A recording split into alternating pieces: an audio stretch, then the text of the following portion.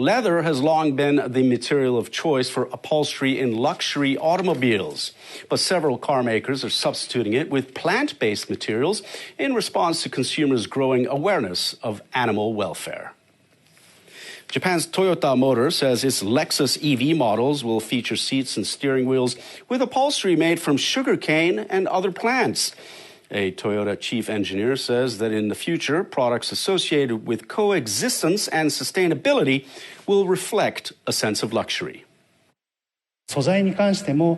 We tried to use sustainable materials as much as we could during the development process. Swedish automaker Volvo says its vehicles will be completely leather-free by 2030. One of the new materials will be made from recycled wine corks. Some BMW and Mercedes-Benz models have no leather inside. The German automakers are also doing research on leather alternatives of the future.